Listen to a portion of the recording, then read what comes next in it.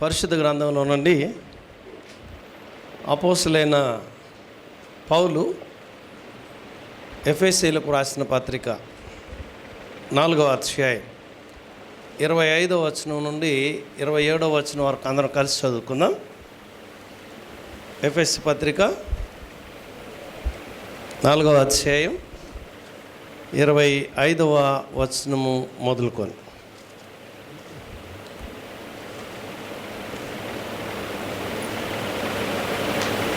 మనము ఒకరికొకరము అవయవమై ఉన్నాం కనుక మీరు అబద్ధం ఆడటం మాని ప్రతివాడును తన పొరుగు వానితో సత్యమే మాట్లాడవలను. కోపపడుడి కానీ పాపం చేయకుడి. సూర్యుడు అస్తమించే వరకు మీ కోపం నిలిచి ఉండరాదు. అపవాదికి చోటియకుడి. ఆమేన్. ప్రార్థింతము. యెహోవా మా ప్రభువా, మా బలమా, మా ఆశ్రయ దుర్గమా, మా అందరి విమోచకుడా, నా నోటి మాటలు మా అందరి హృదయపు ధ్యానము నీ దృష్టికి అంగీకారములగునుగాక. ఆమేన్. ప్రభునందు ప్రియులరా, మరొకసారి మీ అందరికీ ప్రభునామ పేరిట శుభములు కలుగునుగాక. నన్ను మీ మధ్యలోనికి ఆహ్వానించి ఈ పునరుద్ధాన దినాన మీతో కూడా కలిసి దేవుని మహింపరచడానికి, ఆరాధించడానికి నాకు అవకాశం కలుగజేసినటువంటి సంఘ సేవకులు శ్రీతులు బర్నబా ప్రసాద్ అన్న గారికి, నా సహపాఠి దైవ సేవకులు డానన్న గారికి ప్రత్యేకంగా వందనాలు తెలియజేస్తున్నాను. మరి అలాగే సంఘ పెద్దలకును విశ్వాసులందరికీ కూడా మీకు కృతజ్ఞతలు తెలియజేస్తూ ఉంటున్నాను. ప్రియులరా, లేఖన భాగాన్ని మనం గమనించేటప్పుడు ఇందులో పౌలు అపోస్తలుడు చెప్పినటువంటి మాట ఏంటి అని అంటే, మీరు అపవాదికి చోటియకుడి అనేటటువంటి మాట. అయితే ఈ పత్రిక 1వ అధ్యాయము 1వ వచనం ఒకసారి గమనించి చూడండి. అక్కడ ఏం రాయబడిందంటే, దేవుని చిత్తము వలన క్రీస్తు యేసు అపోస్తలుడైన పౌలు ఎఫెసులోనున్న పరిశుద్ధులను క్రీస్తు యేసునందు విశ్వాసులైన వారికి శుభమని చెప్పి రాయునది. ఇక్కడ పౌలు గారు మాట్లాడినటువంటి మాటలు చూస్తే ఎఫెసీలో ఉన్నటువంటి విశ్వాసులకును పరిశుద్ధులకును అనేటటువంటి మాట ఇక్కడ ఆయన వాడినట్టు గమనిస్తున్నాం. మీరు పరిశుద్ధులు ఎలా అయ్యారు? వీరు పరిశుద్ధులు ఎలా అయ్యారు? మనం పరిశుద్ధులం అయ్యాం. మనం ఎలా పరిశుద్ధులయ్యాం? క్రీస్తు యేసు యొక్క రక్తం చేత కడగబడడం ద్వారానే. నిర్దోషము, నిష్కలంకము, పరిశుద్ధమునైన గొర్రెపిల్ల వంటి క్రీస్తు యేసు యొక్క రక్తం చేత కడగబడటం ద్వారానే పరిశుద్ధులం అయ్యాం. విశ్వాసులు ఎలా అయ్యాం? ఏదైతే ప్రకటితమైందో ఆ వాక్యమైన ప్రభువును మనం విశ్వసించడం ద్వారా మనం విశ్వాసులమయ్యాం. సో పౌలు గారు ఈ విషయాన్ని వారికి తెలియజేస్తూ సంఘంలో ఉండకూడనిది ఏంటో, ప్రస్తుత సంఘమందు ఏలుబడి చేయొచ్చున్నది ఏంటో ఆయన చెప్పారు. చెప్తూ ఆయన ఈ మాటలు అన్నారు. ఇక్కడే మనం గమనించినప్పుడు 26వ వచనం ఏమన్నారు? కోపపడుడి కానీ పాపం చేయకుడి. సూర్యుడు అస్తమించే వరకు మీ కోపము నిలిచి ఉండకూడదు అంటూ ఆయన అన్నమాట ఏంటంటే, మీరు అపవాదికి చోటియద్దు అని. అపవాదికి చోటిస్తే జరిగేటటువంటి నష్టం ఏంటి? అపవాదికి చోటు ఇవ్వడం వల్ల కలిగేటటువంటి పర్యవసానాలు ఏంటి? ఇందులో మనం గమనిస్తే 29వ వచనం చూడండి, ఏం రాశారు? ఇనువారికి మేలు కలుగునట్లు అవసరమును బట్టి క్షేమాభివృద్ధికరమైన అనుకూల వచనమే పలుకుడి గాని దుర్భాష ఏదైనను మీ నోట రాని. అపవాదికి చోటిస్తే కలిగేటటువంటి పర్యవసానం ఏంటి అని అంటే, దీవెన వచనం పలకవలసిన నోటితో ఏమొస్తున్నాయి? దుర్భాషలు వస్తున్నాయి అన్నాడు. ఇక్కడ మాటలు ఏమొస్తున్నాయి? దుర్భాషలు వస్తున్నాయి. సో విశ్వాసులు ప్రభువును విశ్వసించడం ద్వారా విశ్వాసులుగా పిలువబడ్డారు. అట్ ది సేమ్ టైం క్రీస్తు యేసు రక్తం చేత కడగబడడం ద్వారా పరిశుద్ధులయ్యారు. మరి అలాంటి వారిని ఉద్దేశించి మాట్లాడినప్పుడు మీరు అపవాదికి చోటు ఇవ్వద్దు. ఎందుకనంటే డ్యూయల్ టోన్ ఉంటుంది మీ దగ్గర, 2 నాలుకల ధోరణి మీ దగ్గర ఉంటుంది, జాగ్రత్త అన్నారు. అందుచేత సంఘం ఎక్కడ మెలకోకుండాలో జ్ఞాపకం చేశారు. మీకు ఒక సంగతి గుర్తు చేసి ముందుకెళ్తా. అపోస్తల కార్యము గ్రంథం 27వ అధ్యాయం ప్రకారం అయితే ఆ రోజు పౌలు అపోస్తలతో పాటు 276 మంది ఖైదీలను తీసుకొని రోమాకు ఒక పడవ ప్రయాణం చేస్తుంది. అందులో అద్రియా సముద్రం 3 కలుసుకునేటటువంటి చోట ప్రమాదం ఏర్పడింది. బ్రద్దలైపోయిన పరిస్థితి, ప్రాణాపాయం చేత ఎవరు మట్టుకు వాళ్ళు దిక్కుతోచని పరిస్థితి. సో ఇప్పుడు ఒక చిన్న కర్రముక్క ఆసరాగా చేసుకొని వాళ్ళు బ్రతుకు జీవుడా అంటూ ఒక దీవికి వచ్చారు. ఆ దీవి పేరేంటి అని అంటే మెలితే ద్వీపం అన్నారు.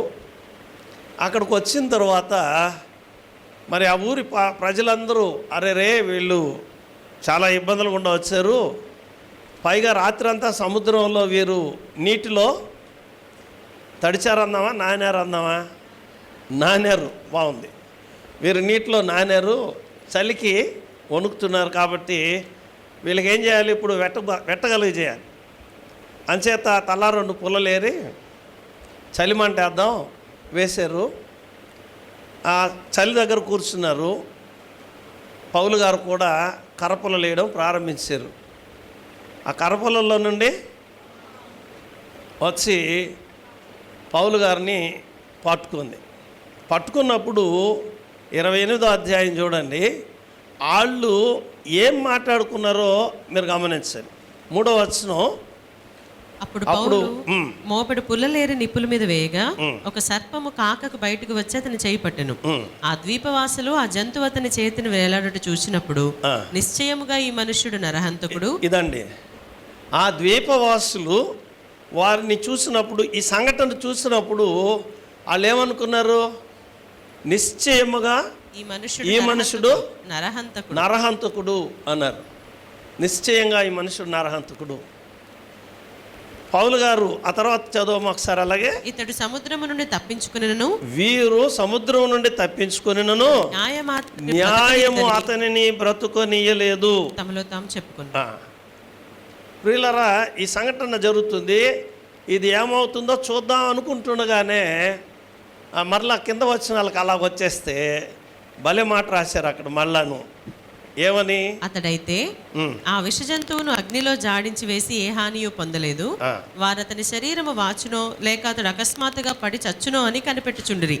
చాలాసేపు కనిపెట్టుచుండిన తర్వాత అతనికి ఏ హానియో కలుగకుండా చూసి ఆ అభిప్రాయము మాని. ఏ అభిప్రాయం? ఆ వ్యక్తిని గురించి ముందటి మాటలు, ముందు కలిగినటువంటి అభిప్రాయాన్ని మాని ఇప్పుడు ఏమైందంట, ఇతడు ఒక దేవత, నరహంతకుడు అనుకున్నటువంటి వాళ్ళ ఆలోచన, నరహంతకుడని పలికినటువంటి అదే నోరు ఇప్పుడు ఏమంటుంది, ఇతడు ఒక దేవత అంటుంది. అర్థమైందా? అపవాదికి చోటు ఇవ్వడం దగ్గర ఎదురుగా ఉన్నటువంటి సేవకుడా, సంఘ పెద్ద, విశ్వాస అని కూడా వీరు లెక్క చేసే పరిస్థితులు లేరు. నోటికి ఏదొస్తుంది మాట్లాడే పరిస్థితి ఉంది. అది వద్దు అన్నాడు పౌలు గారు.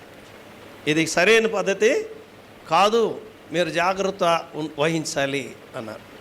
సో అలాగే ఇక్కడ మనం గమనిస్తున్నప్పుడు ఎవరిని ఉద్దేశించి మాట్లాడుతున్నాడు ఇంతకీ పౌలు గారు ఇక్కడ అనంటే, ఆ రోజు అక్కడ మెలితే ద్వీపంలో ఉన్నటువంటి ద్వీపవాసులను ఉద్దేశించి ఇక్కడ మాట్లాడలే, పరిశుద్ధులను విశ్వాసులనైనటువంటి వారితో మాట్లాడుతున్నాడు.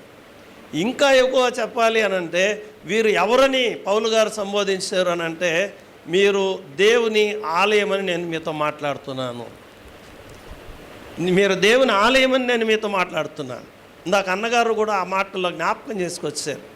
మనం ఈ లోకంలో జీవిస్తున్నాం అనంటే మనము సంచార దేవాలయాలుగా ఉండాలి, మొబైల్ టెంపుల్స్ మనమంతా. మనం ఎక్కడికి వెళ్ళినా ఎలా మనం మాట్లాడుతున్నా మనం ప్రభువును చూపించే వారంగా ఉండాలి, ప్రభువును ప్రకటించేటటువంటి వారంగా ఉండాలి. నిన్నటి దినాన్ని మాట్లాడుకున్నాం, సంఘాన్ని గురించి మాట్లాడినప్పుడు సంఘం దైవ చిత్తానుసారంగా జీవించడం దగ్గర ప్రభువు కలిగినటువంటి ఆ ఆందోళన ఏంటో చెప్పుకుంటూ వచ్చాం. మళ్ళా ఒకసారి చూడండి, అక్కడే 17వ అధ్యాయం యోహాను సువార్త 23వ వచనం ఒకసారి తీసి చూడండి. 23వ వచనం. వారి యందు నేనును నా యందు నీవును ఉండుట వలన వారు సంపూర్ణులుగా చేయబడి ఏకముగా ఉన్నందున నీవు నన్ను పంపితివనియు నీవు నన్ను ప్రేమించినట్టే వారిని కూడా ప్రేమించితివనియు లోకము తెలుసు. నీవు నన్ను పంపితివనియు నీవు నన్ను ప్రేమించినట్టే వారిని కూడా ప్రేమించుతవనియు. ఎవరు తెలుసుకోవాలి ఇప్పుడు? లోకము తెలుసుకోవాలి. లోకం తెలుసుకోవాలనంటే నీ సాక్ష్యం సరైనదిగా ఉండాలి, నీ ప్రార్థన సరైనదిగా ఉండాలి, నీ సువార్త ప్రకటన సరైనదిగా ఉండాలి. సువార్త ప్రకటన అనేటటువంటిది లేని సంఘం భూమి మీద ఉన్నా ఒకటే, చచ్చినా ఒకటే. మళ్ళా చెప్తున్నాను ఈ స్టేట్మెంట్. సువార్త ప్రకటన లేని సంఘం భూమి మీద ఉన్నా ఒకటే, లేకపోయినా ఒకటే. ప్రియులారా గమనించండి, అపవాదికి చోటు ఇవ్వడం దగ్గర ఏమవుతుంది అని అంటే, ప్రభు ఏదైతే మన యందు ఉద్దేశించారో అది తెరమరుగైపోతుంది, కనుమరుగైపోతుంది. మనం దేవుని ఆలయమనియు దేవుని ఆత్మ మనలో నివసించుతున్నాడనియు మనం ఎరుగక అపవాదికి చోటు ఇవ్వడం దగ్గర మన సాక్ష్యాన్ని కోల్పోతున్నాం, సువార్త ప్రకటనను కోల్పోతున్నాం, లోకం మనల్ని విశ్వసనీయత కోల్పోతున్నాం. అంచేత పౌలు గారు మాట్లాడినటువంటి మాటల్లో ఎఫెసీ పత్రిక 4వ అధ్యాయం 30వ వచనాన్ని మీరు చూడండి. అక్కడ ఏమన్నారు అని అంటే, ప్రియులరా మీరు దేవుని యొక్క పరిశుద్ధాత్మను మీరు దుఃఖపరచొద్దు, దేవుని పరిశుద్ధాత్మను మీరు దుఃఖపరచొద్దు. ఆది సంఘం యొక్క ఆవిర్భావాన్ని మనం చూసినప్పుడు అండి, అపోస్తల కార్యము గ్రంథం మీరు పరిశీలన చేస్తే మొదటి 4 అధ్యాయాలు అపోస్తల కార్యము గ్రంథం ఆది సంఘం యొక్క విస్తరణ జరిగింది. ఆది సంఘం ఎలా ఉన్నారు? విశ్వసించిన వారంతా ఏకాత్మయు ఏక హృదయం కలిగినటువంటి వారుగా ఉన్నారు, సమిష్టి జీవనం కలిగినటువంటి వారుగా ఉన్నారు. అందుచేత అపవాది సంఘం వెలుపటే ఉన్నాడు, అపవాది సంఘం వెలుపటే ఓడిపోయిన వాడుగా కనబడ్డాడు. 4 చాప్టర్స్. 5th చాప్టర్లోకి వచ్చేటప్పటికి అపోస్తల కార్యము గ్రంథంలో ఇప్పుడు ఏమైంది? వెలుపట ఓడిపోయిన వాడుగా ఉన్నటువంటి అపవాది ఎక్కడికొచ్చాడు? సంఘంలోనికి వచ్చాడు. చూడండి, అక్కడ పేతురు గారు మాట్లాడారు. 5వ అధ్యాయం 3వ వచనం రాశాడు. అప్పుడు పేతురు అననీయ ఈ భూమి వెలలో కొంత దాచుకుని పరిశుద్ధాత్మను మోసపుచ్చడానికి సాతానుకు నీ హృదయము ఎందుకు ఆలయంగా చేసావు? ఇంతకుముందు ఏమన్నాడు? మీ హృదయం దేవుని ఆలయం. ఇప్పుడేమైంది? అది అపవాది నిలయం చేసుకున్నావు, అపవాదికి చోటు ఇచ్చావు. అపవాదికి చోటు ఇవ్వడం అనేటటువంటి దగ్గర పేతురు గారి యొక్క అంతరార్థాన్ని మనం గమనిస్తే, మొట్టమొదట కోపపడుడి కానీ పాపం చేయకుడు అన్నాడుగా. కోపం వలన మరణం అనేది లోకంలోనికి వస్తే, ఇక్కడ ఆది సంఘం దగ్గర ధనాశను బట్టి మరణం అనేది లోకంలోనికి వచ్చింది. అపవాది మన జీవితాల్లోనికి వచ్చాడు, మన ఆలయాల్లోనికి వచ్చాడు. అంచేత మీరు అపవాదికి చోటు ఇవ్వడం వల్ల జరిగే నష్టం ఏంటి అని అంటే, వాక్యం వినేటటువంటి మనస్సును వాడు పాడు చేసేసాడు. వాక్యానికి విధేయత కనపరచడం అనేటటువంటి స్వభావాన్ని వాడు పాడు చేసేసాడు. అప్పటిదాకా సమిష్టి జీవనం వారికి కలిగి ఉన్న దానిలో ఏదియో తమదే అని ఎవ్వరూ అనుకోలేదట. అందరూ సమిష్టి జీవనానికి అలవాటు పడ్డారు. ఎవని అక్కర కొలది వారు తీసుకునే ఆ స్వాతంత్రత ఆది సంఘం. మరి ఇప్పుడు ఏమైంది? ఆల్ ఆఫ్ సడన్ అని అంటే అపవాదికి చోటు ఇవ్వడం దగ్గర ఇదిగో వాడు వచ్చి ఆలయంలో కూర్చున్నాడండి. ఎట్టి పరిస్థితుల్లోనూ అపవాదికి చోటు ఇవ్వడానికి వీల్లేదు. చోటు ఇవ్వడం అని అంటే, అననీయ ఎందుకు నీ హృదయంలో చోటు ఇచ్చావు? యోబు గారు భలే మాట మాట్లాడతారు. యోబు గ్రంథం తీయండి ఒకసారి, 31వ అధ్యాయం 30 వచ్చిన ఒకసారి చదవండి. యోబు గ్రంథం నేను అలాగూ చేయలేదు, అతని ప్రాణమును నేను శపించలేదు. పాపము చేయుటకు నా నోటికి నేను భలే మాట చోటియనే అండి. లేదు. పాపము చేయుటకు నా నోటికి నా నోటికి నేను చోటీనే ఇవ్వలేదు. అంటే నేను అపవాది అనేటటువంటి వాడికి నేను చోటు ఇవ్వలేదు. ఎంత నష్టం జరిగినా, ఎంత కష్టం కలిగినా, ఎవరూ పోడ్చలేనటువంటి లోతైన ఇరుకైన పరిస్థితుల్లోనికి వెళ్ళిపోయినా కనీసం నోటి మాట ద్వారానైనా కూడా దేవుడు నాకు అన్యాయం చేసినాడని చెప్పలేదు. నోటి మాటకు ఆయన చోటు ఇవ్వలే పాపం చేయడానికి. మరి ఇప్పుడు ఆలోచన చేయండి, పౌలు గారు సంఘంతో మాట్లాడుతూ మనతో అన్నాడు, మీరు అపవాదికి చోటీయకుడి అన్నాడు. యోబును చూడండి, నేను అపవాదికి చోటు ఇవ్వలేదు, మాట విషయంలో కూడా నేను చోటు ఇవ్వలా, పాపానికి నేను చోటు ఇవ్వలా, నేను దేవునికి భయపడినటువంటి వాడును. ఇప్పుడు మనల్ని మనం చెక్ చేసుకుందాం, పరిశీలన చేసుకుందాం, సింహావలోకనం చేసుకుందాం. ఎన్నిసార్లు మనం మాట విషయంలో దేవునికి దుఃఖం కలిగజేస్తున్నాం? పరిశుద్ధాత్మ కార్యం మనలో జరగకపోవడానికి కారణం ఏంటనంటే మనం అపవాదికి చోటు ఇవ్వడం మూలంగానే. సో ఇప్పుడు అపవాదికి చోటు ఇవ్వడం అనేటటువంటి ఈ పరిస్థితి దగ్గర ఎలా ఉంటుందో కొన్ని విషయాలు మనం గమనిద్దాం. మొట్టమొదటిది, అపవాదికి చోటు ఇవ్వడం దగ్గర వాడు మన జీవితాల్లోనికి తీసుకొని వచ్చేది ఏంటి అని అంటే అనుమానం, డౌట్, అనుమానం. ఒకసారి ఆదికాండం 3వ అధ్యాయం చేయండి. మొదటి వచనం ఏం రాయబడింది? దేవుడైన యెహోవా చేసిన సమస్త భూజంతువులలో సర్పము యుక్తిగలదై ఉండెను. సర్పము యుక్తిగలదై ఉండెను. అది ఆ స్త్రీతో, అది సర్పము యుక్తిగలదై ఉండెను అని. సో ఇంగ్లీష్లో ఇలా రాయబడింది, ద సర్పెంట్ త్రీఫోల్డ్ సెబెల్టీ రాయబడింది. సెబెల్టీ అని అంటే సర్పం యొక్క సూక్ష్మమైన బుద్ధి, వాడు ఎక్కడ దెబ్బ కొడతాడు అనేటటువంటిది మూడంతల సూక్ష్మతను ప్రదర్శించాడట. నెంబర్ 1 ఏంటనంటే cast doubt on God's word, దేవుని యొక్క మాట మీద అనుమానం కలుగజేసేది. రెండవది ఏంటంటే డినైడ్ గాడ్స్ ట్రూత్స్, దేవుని యొక్క సత్యాన్ని విస్మరింపజేసినటువంటి వాడు. మూడవది అండ్ డిఫేమ్డ్ గాడ్స్ క్యారెక్టర్, దేవుని యొక్క వ్యక్తిత్వాన్ని లేక ఆయన యొక్క పరువుకు భంగం కలుగజేసిన మూడంతల పరిస్థితిని అపవాది ఇక్కడ తీసుకొచ్చాడు. అందుకనే సూక్ష్మమైనటువంటి పరిస్థితిని వాడు తెచ్చాడు అని చెప్పుకున్నాం. అనుమానం. మనం మన పరిస్థితులనే ఒకవేళ గమనిస్తే అనుమానం అనేది ఎలా రేకెత్తిస్తాడు అని అంటే ఊరికైనా ఒక మాట అంటే ఏమవుద్ది, వీడిదేం పోయిందేమలే, లేక ఆ సిస్టర్దేం పోయిందేమలే, ఆవిడ వచ్చి అన్నయ్య ఆ వదిన అక్కడ ఉన్నింది వదిన ఈరోజు అన్నది అనుకోండి, ఏం విత్తింది ఇవిడ అన్నయ్య హృదయంలో? ఒక అనుమాన బీజాన్ని విత్తేసి వెళ్ళిపోయింది. ఇక ఈయన డ్యూటీలోనే ఉంటాడు, వర్క్లోనే ఉంటాడు, మైండ్ ఎక్కడ ఉంటుంది? ఎందుకు వెళ్ళింది ఈ టైంలో ఆవిడ, నాకు చెప్పలేదు అక్కడికి వెళ్తానని, ఒంటరిగా అక్కడ ఎందుకు ఉంది? ఇక ఈ అనుమానాలన్నింటిలో బుర్ర తినేస్తుంటుంది, ప్రశాంతత ఉంటుందా? అనుమానం అనేటటువంటిది ఏం చేసింది ఇక్కడ అని అంటే దేవుని మాటను సందేహించేటట్టుగా చేసింది. ప్రభు ఆ రోజు చెప్పినటువంటి మాట అనుమానింపజేయడం అనేటటువంటిది. ప్రభు చెప్పాడు, మీరు తినుదినాన నిశ్చయంగా చచ్చెదరు. ఆడేం చెప్పాడు? మీరు చావనే. దేవుని యొక్క సత్యమైన వాక్కును వాడు ఎంత ఈజీగా ఆ స్త్రీ నమ్మేటట్టు అనుమానాన్ని చొప్పించి బలపరిచాడు. అంతేకాదు దేవుని యొక్క పరువు ప్రతిష్టలకు భంగం కలుగజేయడం అనంటే ఏంటి అనంటే మీరు దేవతలు అయిపోతారని ఆయనకు తెలుసు అన్నాడు. సో అనుమానం అనేటటువంటిది ఎక్కడి నుంచి కలిగింది? ఇది అంటే అపవాదికి చోటు ఇవ్వడం మూలంగానే కలిగింది. అపవాదికి చోటు ఇవ్వడం వల్లనే కలిగింది. ప్రియులారా గమనించండి, ఈరోజు కుటుంబ వ్యవస్థ విచ్ఛిన్నం కావడానికి కారణం ఏంటనంటే అనుమానాలు.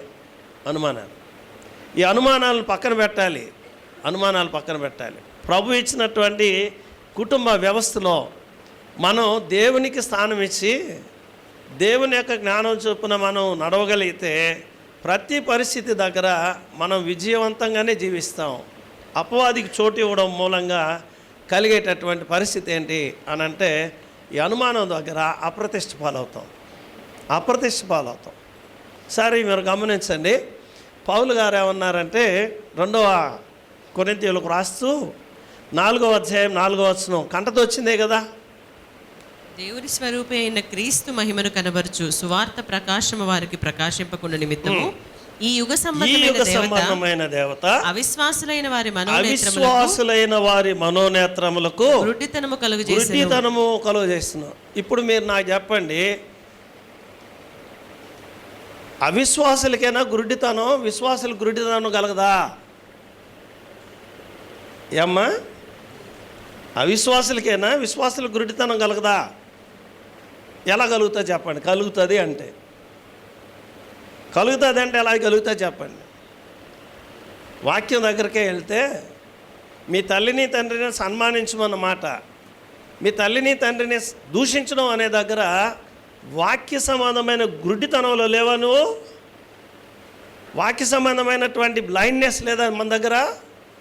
ప్రతి వాక్యాన్ని ఇలా విశ్లేషించుకుంటే, వాక్యం దగ్గర పరిశీలన చేసుకున్నప్పుడు నేను ఏ ఏరియాలో అంధుడుగా ఉన్నాను స్పష్టంగా తెలుస్తుంది, చాలా క్లియర్గా తెలుస్తుంది. ఇక్కడ లేఖనం దగ్గర చూస్తే మనం వెలుగులో ఉన్నాం, వారు అవిశ్వాసులు గుడ్డితనంలో ఉన్నారనుకున్నాం. కానీ వెలుగు చీకటి అవ్వడానికి ఎంతో సమయం పడదు. గుర్తుపెట్టుకోండి, వెలుగు చీకటి అవ్వడానికి ఎంతో సమయం పడదు. సింపుల్. వాడికి చోటు ఇచ్చారా, మనం ఎంత ప్రకాశమానమైన వెలుగులో ఉన్నాం అనుకున్నా మన మనోనేత్రాలకు వాడు గుడ్డితనం కలిగజేస్తున్నటువంటి పరిస్థితి తీసుకొస్తాడు. కాబట్టి అనుమానం అనేటటువంటిది అపవాదికి చోటు ఇవ్వడం దగ్గర మన పతనానికి, మన యొక్క అవసాన దశకు తీసుకుని వెళ్తుంది. అండ్ 2, అపవాదికి చోటిస్తే జరిగేటటువంటి నష్టం ఏంటి? ఏం కలుగుతుంది అని అంటే, అత్యాశ కలుగుతుంది. మొదటిది అనుమానం, రెండవది ఎవరి మీద అనుమానం? ఎవరి మీద వచ్చింది? దేవుని మీదనే అనుమానం వచ్చింది, దేవుని మాట మీద అనుమానం వచ్చింది, దేవుని యొక్క వ్యక్తిత్వం మీద అనుమానం వచ్చింది అక్కడ. ఇప్పుడు అత్యాశను గురించి చూస్తే, వాడు ఎలా ప్రలోభపెట్టాడు? మీరు వాటిని తినుదినమున మీ కన్నులు తెరవబడిననియు, మీరు మంచి చెడ్డల్ని ఎరిగిన వారై దేవతల వేలే ఉందురనియు దేవునికి తెలియనని స్త్రీతో చెప్పగా ఇక్కడ మరలా మనం 3 విషయాలు గమనిస్తాము. The women's 3-fold reply. ఆ స్త్రీ 3 అంతల జవాబు ప్రత్యుత్తరం ఇచ్చిందట. మొట్టమొదటి ఆమె చెప్పింది ఏంటనంటే, మిస్కోటెడ్ గాడ్స్ వర్డ్. దేవుని యొక్క వాక్కును ఆమె మిస్ఇంటర్ప్రిట్ చేసింది, తప్పుగా విశ్లేషించింది. ఎలా తప్పుగా విశ్లేషించింది అంటారు? ఆదాము గారు చెప్పారు అమ్మాయి హవ్వ గారితో, ఆ చెట్టు పండు మాత్రం మనం తినకూడదట, తినానా చచ్చిపోతామంట. ఇప్పుడు అపవాది వచ్చాడు, ఇది నిజమా అన్నాడు. ఏం చెప్పాలా? ఆ చెట్టు పండు తినద్దన్నాడా అంటే ఏం చెప్పాలి? డైరెక్ట్ ఆన్సర్ ఏంటి? ఇప్పుడు ఏం మిస్కోటెడ్ అన్నాను, ఏమి రాంగ్ కోట్ చేసింది? ఇప్పుడు ఏమి యాడ్ చేసిందో చూడండి, 3వ వచనం చూడండి, ఎలా చెప్పింది ఆవిడ? అయితే తోట మధ్యనున్న చెట్టు ఫలముల గురించి దేవుడు మీరు చావకుండానట్లు వాటిని తినకూడదనియు వాటిని ముట్టకూడదనియు చెప్పినని. మిస్కోటెడ్ అన్న దగ్గర చూడండి, చావకుండానట్లు వాటిని తినకూడదనియు వాటిని ముట్టకూడదని చెప్పాడా? ముట్టకూడదని ఎవరు కల్పించారు? ఇప్పుడు కల్పించింది. అర్థమైందా? స్వచ్ఛమైనటువంటి స్వార్థ ప్రకటన అనేటటువంటిది మనం నేర్చుకోవాలా. విశ్లేషణ దగ్గర పొరపాటు చేయకూడదు. ఇక్కడ మిస్కోటింగ్ అనేటటువంటిది ఉండకూడదు. రెండో విషయం ఆమె చెప్పింది ఏంటంటే, మినిమైజ్ ద డేంజర్. మీరు చచ్చిపోతారు తినదినానంటే ఆ అపవాది ప్రేరేపణ ఏమొచ్చిందంటే, మీ కన్నులు తెరవబడతాయి. అప్పటిదాకా వారు సిగ్గు ఎరుగకున్నారు, దేవుని యొక్క సాన్నిహిత్యాన్ని వారు అనుభవిస్తున్నారు. ఇప్పుడు ఆవిడ ఏం చేసింది అని అంటే, ఆమె రాంగ్ ఇంటర్ప్రిటేషన్లోకి వెళ్ళింది. అందువల్ల తప్పుడు ఆలోచన వచ్చింది. దేవుని యొక్క శిక్షను కూడా ఆమె వేరొక రీతిగా మినిమైజ్ చేసుకుంది, తక్కువ చేసుకుంది. మూడోది ఏంటి అని అంటే ఆవిడ దేవుని యొక్క పర్పస్, ఉద్దేశాన్ని ఆమె తేలిగ్గా తీసుకుంది, చాలా తేలిగ్గా తీసుకుంది. మీరు దేవతలు అయిపోతారు అనగానే ఏమొచ్చింది ఏమిటికి? దేవుని లాంటి వాళ్ళం, ఆయనతో సమానమైనటువంటి స్థితి. అపవాది కలిగించేది ఏంటి ఎప్పుడు కూడా అంటే, వాడు ఎందుకు పడ్డాడు అక్కడ నుండి అంటే, I will like as almighty, నేను సర్వశక్తునితో సమానమైనటువంటి వాడును. గుర్తుపెట్టుకోండి, వాని నైజం ఆది నుండి ఎలాంటిదనంటే, వాడు దేవుని చేత సృజించబడినటువంటి మానవుని వాడు పతనం చేయడానికే వాడు సంకల్పించుకున్నాడు. వాడు అందుకనే అత్యాశ అనేటటువంటి ఆయుధాన్ని వాడు ప్రవేశపెట్టినట్టుగా మనం గమనిస్తున్నాం. ప్రియులారా, ఇక్కడ గమనించాల్సింది ఏంటనంటే, ఆదాముని గురించి చెప్పుకుంటే ఆదాము గారికి దేవుని యొక్క మహిమ కార్యాలను గుర్తించగలిగినటువంటి జ్ఞానం ఉంది. ఇంకా చెప్తాను, దేవుని కార్యాలను గ్రహించగలిగినటువంటి మహిమ జ్ఞానం. ఈ మాట బాగుంటుంది, మహిమ జ్ఞానం. ఎవరికి? ఎలా చెప్పగలం ఆయనకు అంతటి మహిమ జ్ఞానం ఉందని? ఎలా చెప్పగలమంటే, దేవుడైన యెహోవా వచ్చాడు, స్త్రీని కలుగజేశాడు, తీసుకొని వస్తున్నాడు, ప్రభు తీసుకొని వస్తున్నాడు. బహుశా ఆ స్త్రీని అలా తీసుకొని వస్తుండగానే ఆయనకేమర్థమైంది? ఆవిడ గురించి ఒక మంచి సోలో సాంగ్ పాడాడుగా, నా ఎముకలో ఎముక. ఎలా తెలిసింది ఆయనకు? ఆయన చాలా గాఢ నిద్రలో ఉండగా దేవుడు కలుగ చేసినటువంటి స్త్రీ ఆవిడ. ఎలా తెలిసిందంటారు అని అంటే, వాళ్ళు ఎక్కడున్నారు అంటే దేవుని యొక్క మహిమ జ్ఞానంలో ఉన్నాడు ఆయన. డివైన్ నాలెడ్జ్ అనేటటువంటిది ఎలా ఉంటుంది అని అంటే, limitless in its spiritual form. అది ఆత్మీయమైనటువంటి పరిస్థితిలో ఉన్నప్పుడు డివైన్ నాలెడ్జ్ అనేటటువంటిది ఎల్లలు దాటి చూడగలదు, ఆలోచించగలదు, మాట్లాడగలదు. అది అర్థమైంది ఆదాముకు. నా ఎముక నా మాంసము అర్థమైంది. ప్రభు చెప్పాడా, నీకు సర్జరీ చేశాను అబ్బాయి, నీలో నుండి తీశాను చెప్పాడా? చెప్పలే. కానీ ఆదాము గారికి అర్థమైంది. ఇంతటి మహిమ జ్ఞానం కలిగినటువంటి ఈయన్ను చూసినప్పుడు అపవాది కలిగించినటువంటి అత్యాశ అనేటటువంటిది ఎంత ప్రలోభానికి తీసుకెళ్ళిందో. యోహాను సువార్త 8వ అధ్యాయం 34వ వచనం ఒకసారి చదవండి. అందుకు యేసు, పాపం చేయి ప్రతివాడును పాపమునకు దాసుడని. సో ఇప్పుడు దురాశ అనేటటువంటిది విశ్వాసిని సైతము పాపానికి దాసునిగా చేస్తుంది. దురాశ, అత్యాశ అనేటటువంటిది విశ్వాసిని సైతం పాపానికి దాసునిగా చేస్తుంది. పాపానికి దాసుడయడం అనంటే ఇక్కడ సాటన్స్ 3-fold టెంప్టేషన్ అనేది చూస్తున్నాం. అపవాది యొక్క 3 అంతల శోధన ఎలా ఉందో ఇక్కడ మనం చూస్తాం. మొట్టమొదటిది ఏంటి అనంటే లస్ట్ ఆఫ్ ద ఫ్లెష్ అని. యోహాను మొదటి పత్రిక 2వ అధ్యాయం 16వ వచనం మన కంటతో వచ్చిందే. లస్ట్ ఆఫ్ ద ఫ్లెష్ అంటే శరీరం యొక్క పాపేచ్ఛ అని అనబడింది. రెండవది లస్ట్ ఆఫ్ ద ఐస్ అని, మన నేత్రాశ అనేటటువంటిది.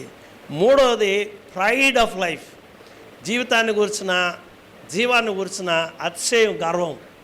లోకములో ఉన్నదంతా నేత్రాశ, శరీరాశ, ప్రైడ్ ఆఫ్ లైఫ్, జీవపు డమ్ము. ఇవి తండ్రి నుండి కలిగినటువంటివి కావు. ఇవి అపవాది మనలో కలుగు చేసినటువంటి అత్యాశ మూలంగా వచ్చినటువంటివే. ఇక్కడ విశ్వాసులు జాగ్రత్తగా ఉండవల్ల, లేకపోతే నష్టపోతాం మనం. ప్రాక్టికల్గా మనం మాట్లాడుకుంటేనండి, కొన్ని సంవత్సరాల క్రితం జరిగిన సంఘటనే. మీలో ఎవరు లేకపోతే మీరు భాగ్యవంతులు, ధన్యవంతులే. కొన్ని సంఘాలను, కొంతమంది సేవకులను చూసాం. మనీ స్కీమ్ అనేది పెట్టారు. విన్నారుగా, మనీ స్కీమ్. మీరు ఇంత కడితే 1 వీక్లో లేక 1 మంత్లో మీరు కట్టిన అమౌంట్కు ఇంత అమౌంట్ వచ్చేస్తుంది. 6 మంత్స్లో మీరు కట్టిన అమౌంట్కు 5 మీరు లాభం పొందుతారు. 1 ఇయర్లో ఇలా మనీ స్కీమ్ పెట్టారు. దానికి ఆశపడినటువంటి కుటుంబాలు ఎన్ని వీధిన పడ్డాయో. దానికి ప్రలోభపడినటువంటి సేవకులు ఎంతమంది జైలుకి వెళ్ళారో, ఎన్ని మందిరాలు లేక ఆలయాలు క్లోజ్ అయిపోయినాయో కోకొల్లలుగా చూసాం. ఎలా వచ్చింది ఇదంతా? అత్యాశ అనేది వాడు ప్రవేశపెట్టడం మూలంగానే. ధనమూలం ఇదం జగత్ అనేటటువంటి నానుడి లోకంలో చూస్తాం. ధనమే అన్నిటికీ మూలం అని. కానీ కాదు, అన్నిటికీ సృష్టికర్త సర్వాధికారి అయినటువంటి దేవుడు. ఆయన నీలో నీతో ఉంటే మీలో ఉన్నవాడు లోకంలో ఉన్నవానికంటే ఇంకేంటి కొరత నీకు? సో ఇప్పుడు అనుమానం వచ్చింది, అక్కడ అప్రతిష్ట పాలయ్యావు, అత్యాశ వచ్చింది, భంగపడి సమస్తాన్ని కోల్పోయినటువంటి పరిస్థితికి వచ్చావు. మూడో విషయం జ్ఞాపకం చేస్తున్నాను, ఆకర్షణ అని. ఆకర్షణ. సో ఇక్కడ మీరు ఆదికాండం 3వ అధ్యాయం 6వ వచనం చదివితే మనం ఎలా అట్రాక్ట్ అవుతున్నాం, లోక సంబంధమైన పరిస్థితులకు ఎలా అట్రాక్ట్ అవుతున్నాం. ఈవిడను అపవాది ప్రలోభం పెట్టినప్పుడు ఎలా అట్రాక్ట్ అయ్యాడు సింపుల్గా చెప్తాను. రాత్రి బర్త్డే జరిగింది బిడ్డల కోరుకో, పెద్ద కేక్ ఒకటి తీసుకొచ్చి కట్ చేశారు. కోర్స్ ఆ చిన్న బిడ్డ లేదట, బర్త్డే ఎవరికి ఉందో ఆ బిడ్డ లేదట, మిగతా వాళ్ళు కట్ చేసుకొని తిన్నారు శుభ్రంగా, మంచిదే. కేక్ తెచ్చారు, చిన్నపిల్లలు ఉన్నారు, వాళ్ళకి ఏది ఇష్టం? కేకేనండి. క్రీమ్ ఇష్టం వాళ్ళకి, లోపల ఉన్న స్టఫ్ కాదు. ఏమిష్టం? యూత్ ఉన్నారు, అటు బయట వెళ్తారు, ఒక బండి ఉంటుంది, దాని పేరు చింతపండు నీళ్ళు అంటారు, అయ్యగారేమో పానీపూరి అంటారు. దాన్ని ఇంకొక భాషలో మా దగ్గర తిట్టడానికి అంటాం బురద నీళ్ళు అంటాం. ఏమిష్టం? తింటే ఏమవుద్ది? కొందరికి అరగక వామిటింగ్. ఇక రకరకాలైనటువంటి ఉన్నాయి, కేఎఫ్సీనో ఇంకోటో కోటింగ్ ఉంటుంది దాని మీద ఇష్టం. అమ్మా నాన్న ఇంట్లో కమ్మంగా చేసి పెడితే అది ఇష్టం ఉండదు, అక్కడికి వెళ్ళి అవి తినాలి, కడుపు జబ్బు చేసుకోవాలి. ఏమిష్టం మనకు? ఏమిష్టం? అట్రాక్షన్, ఆకర్షణ.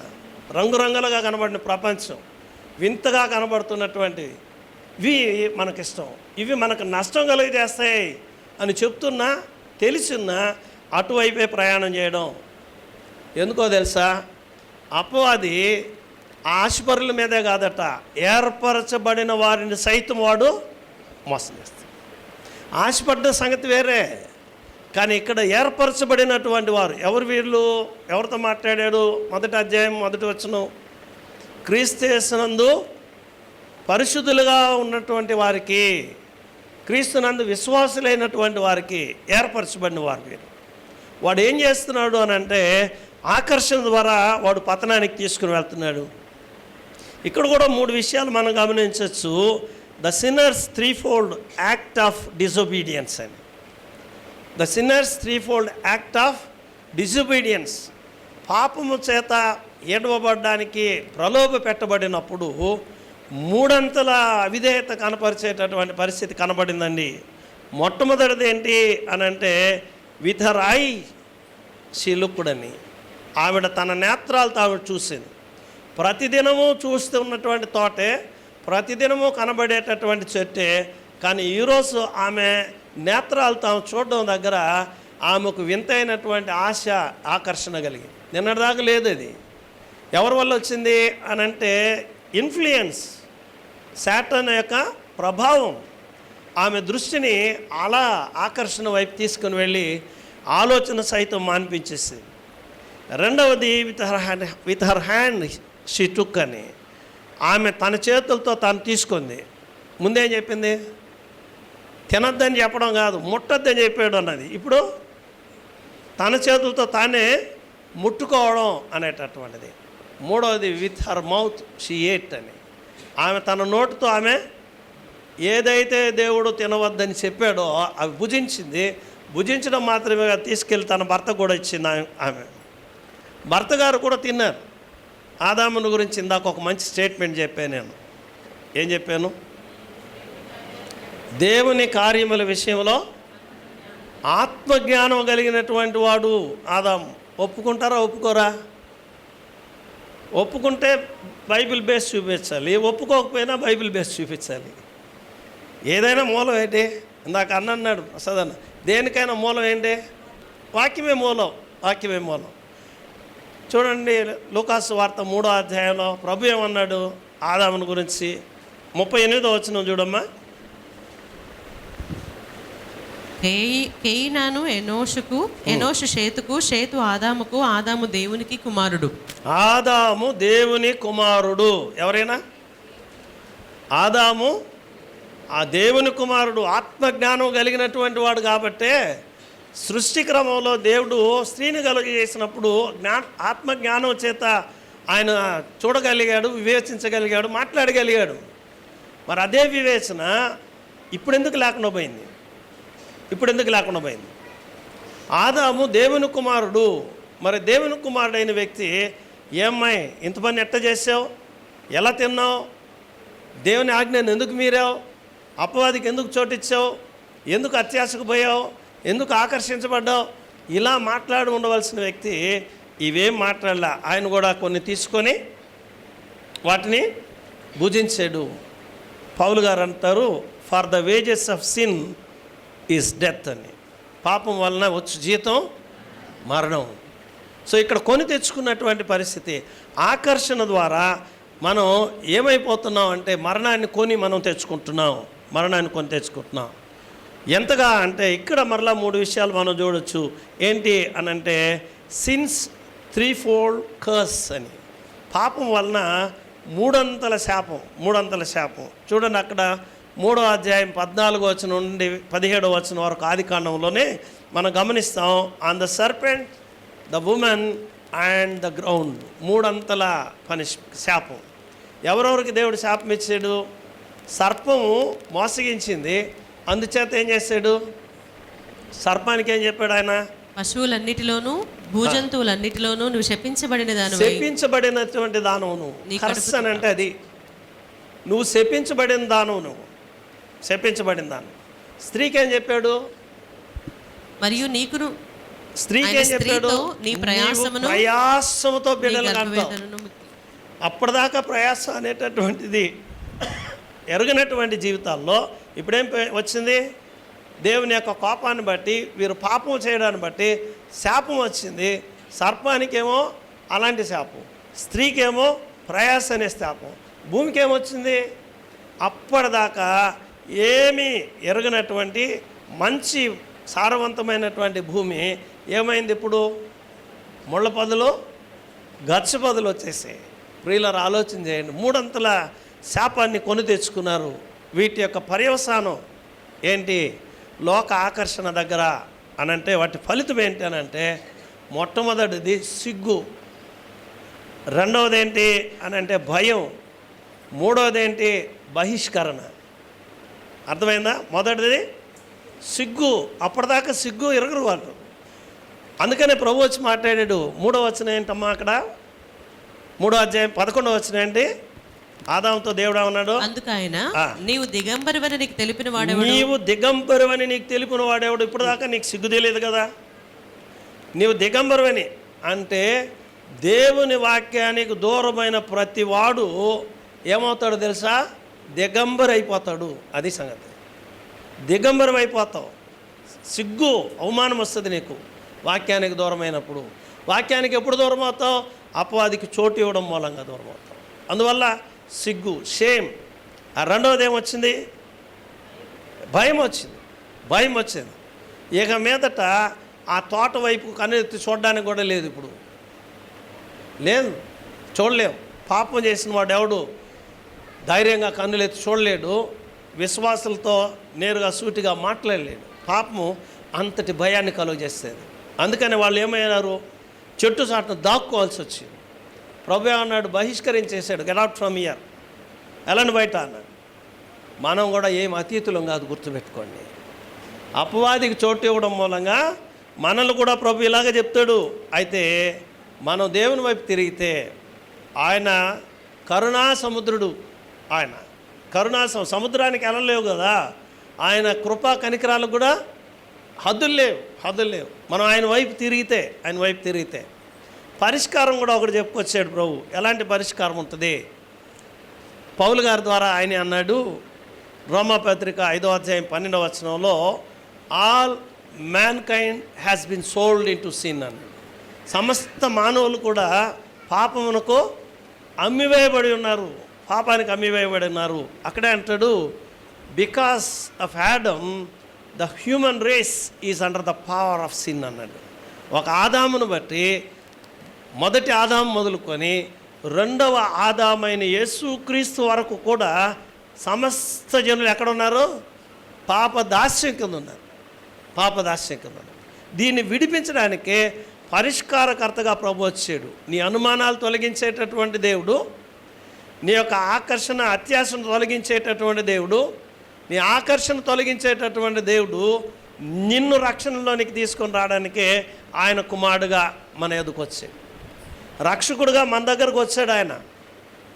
ఎస్కేల్ అన్న మాట ఏంటి? పాపము చేయువాడే మరణం నొందుతాడు. ఎక్కడది? ఎస్కేల్ గ్రంథం 18:20 అనుకుంటా, అంతేనా? పాపం చేయవాడే మరణము, పాపము చేయవాడే మరణము నొందును. ఇక్కడ పాపము లోకములోనికి రావడానికి, పాపం ద్వారా మరణం లోకంలోనికి రావడానికి ఆనాడు ఆదాము కారణం కావచ్చు. కానీ ఈరోజు విశ్వాసుల సమూహాన్ని మనం పరిశీలన చేసుకుంటున్నప్పుడు మరణం నీ దగ్గరకు రావడానికి కారణం నీవే. మరణం నీ దగ్గర రావడానికి కారణం నీవే. పాపదాస్యం కిందకి వెళ్ళి పాపంలోనే మగ్గిపోయి నశించిపోయే పరిస్థితికి కారణం నీవే. ఎందుకు అని అంటే, నీవు అపవాదికి చోటిచ్చినటువంటి వాడు అయినావు.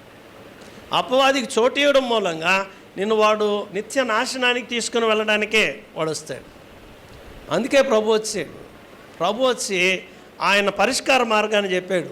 రోమాపత్రిక 5వ అధ్యాయం 15వ వచనంలో ఓ పరిష్కార మార్గాన్ని చెప్పాడు. చూడండి, ఆయన అయితే అపరాధము కలిగినట్టు కృపావరము కలగలేదు. ఎట్లనగా ఒకని అపరాధము వలన అనేకులు చనిపోయిన ఎడల మరి ఎక్కువగా దేవుని కృపయు. ఇది పట్టుకోండి మీరే మాట. యేసుక్రీస్తును ఒక మనుష్యుని చేతనైన కృపచేతనైన దానం ఇది మనల్ని బ్రతికించింది. మొదటి ఆదామైనటువంటి ఆయన నుండి పాపదాస్యము, తద్వారా మరణము మన మీద ఏలుబడి చేస్తుంటే, క్రీస్తేసు అనబడే ఒక నరుని మూలంగా, రెండవ ఆదామైనటువంటి యేసుక్రీస్తు మూలంగా మనమేమైనా కృపలో ప్రవేశించాం, కృపాదానాన్ని మనం పొంది ఉన్నాం. అంచేత మనం ఈరోజు బ్రతకగలిగి ఉంటున్నాం. పాపానికి పరిష్కారం ఏంటి ఇప్పుడు అనంటే, నువ్వు చేసే యజ్ఞ యాగాలు కాదు, నువ్వు చేసేటటువంటి స్తుతి ఆరాధన కాదు, నువ్వు సమర్పించేటటువంటి కానుకలు అంతకంటే కాదు. మొట్టమొదటిగా ఈ పాపానికి పరిష్కారం ఏంటనంటే, పరిశుద్ధుడైనటువంటి నీ దేవుడు, పరిశుద్ధుడైన దేవుని యొక్క రక్తం, పరిశుద్ధుడైన దేవుని యొక్క ప్రాణత్యాగం. ఈ మూడే మనలను పాపానికి పరిష్కారం తెలియజేసి మనల్ని వెలుగులోనికి తెచ్చాయి. ఇప్పుడు మనం కృపాప్రవేశం పొందాం. కృపాప్రవేశం ఎలా వచ్చింది ఇప్పుడు అనంటే, through faith by grace. Through faith by grace, విశ్వాసం మూలంగా క్రీస్తు యేసు కృప ద్వారా మనం రక్షణలోనికి వచ్చాం, వేరొక మార్గం కాదు. సో అందుకనే పౌలు గారు ఇక్కడ ఏమన్నారనంటే, మీరు అపవాదికి చోటు ఇవ్వద్దు. అపవాదికి చోటిస్తే మీరు నష్టపోతారు. ప్రియులారా, మనల్ని మనం ఒకసారి పరిశీలన చేసుకుందాం. ప్రభు అయినటువంటి దేవుడు మనల్ని ఆయన హెచ్చరిక చేస్తున్నాడు. మీరు ఎలా ఉంటున్నారు అనంటే, లోక సంబంధమైనటువంటి పరిస్థితుల దగ్గర రాజీ పడిపోయారా? పాపానికి ప్రలోభపెట్టబడ్డారా? ఆశపడ్డారా? ఆకర్షించబడ్డారా? నిత్యము నరకంలోనికి త్రోసివేయబడతారు. అది నుండి తప్పించుకోవాలి అనంటే దేవుని వైపు తిరగాలి. ప్రభు అయినటువంటి దేవుడు అతిక్రమానికి 3 అంతల పనిష్మెంట్ చెప్పాడు అన్నాను. అక్కడ సర్పం, అలాగే స్త్రీ, అలాగే భూమి.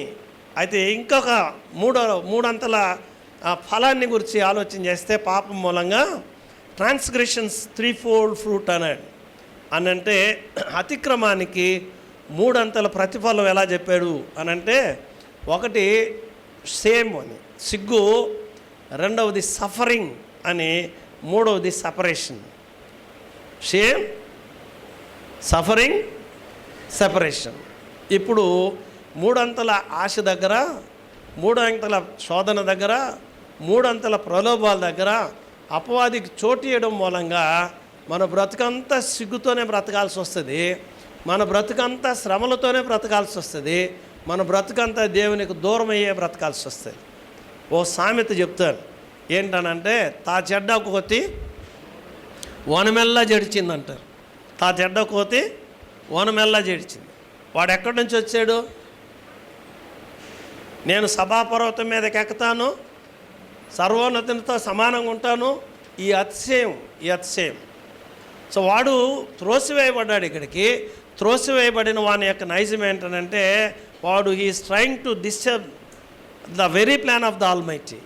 దేవుని యొక్క అనాది కాల ప్రణాళికను భంగం చేయదలుచుకున్నాడు. ఆయన ప్రణాళిక ఏంటి? ఆదాము మనలో ఒకని వంట వాడాయను, మన స్వరూపమందు మన పోలిక చొప్పున ఆదామును చేద్దాం, దేవుని యొక్క అనాది కాల ప్రణాళిక. సో పాపం ప్రలోభపెట్టబడింది, అనుమానం చొప్పించాడు, అత్యాశను కలుగజేశాడు, ఆకర్షించాడు.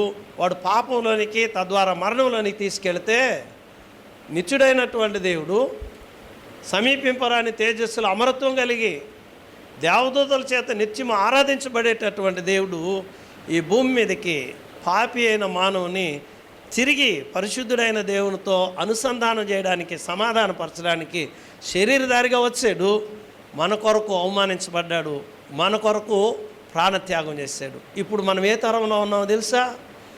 దేవుని కొరకు శ్రమపరచబడేటందుకు, దేవుని కొరకు దెబ్బలు తినేటందుకు ఏర్పరచబడినటువంటి తరంలో దేవుని కొరకు మనం ఉన్నాం. ఎంత భాగ్యం ఇది! ఆయన నీ కొరకు చేసినటువంటి ఆ త్యాగం, ఆయన నీ కొరకు చేసినటువంటి బలియాగాన్ని మనం మన శరీరమందు, మన జీవితాల్లో నెరవేర్చడానికి ఇష్టపడుతున్నాం. మరి మనల్ని మనం పరిశీలన చేసుకుందాం. విరిగి నలిగిన హృదయంతో ప్రభు యొక్క శరీర రక్త మాంసములలో ఆయన బలలో చేయడానికి మనల్ని మనం పరిశీలన చేసుకుంటూ, అపవాదికి చోటు ఇవ్వద్దు అన్నమాట ఖండితంగా జ్ఞాపకం చేసుకుంటూ, ప్రభువును మన జీవితాల్లో ప్రతిష్ఠించుకున్న వారమై మన ముందున్న జీవితం ప్రభువుకు భయంకరంగా భూమి మీద ఆయన సంఘం ఎదుట, అనేకుల ఎదుట సాక్షార్థంగా వర్ధిల్లినట్టు పరిశుద్ధాత్మ దేవుడు తన దివ్య సహాయం, తన నడిపింపు మనకందరికీ అనుగ్రహించునుగాక. ఆమెన్. సమస్త జ్ఞానమునకు మించిన దేవుని సమాధానం యేసుక్రీస్తు వలన మీ హృదయములకును మీ తలంపులకును కావలి ఉండునుగాక.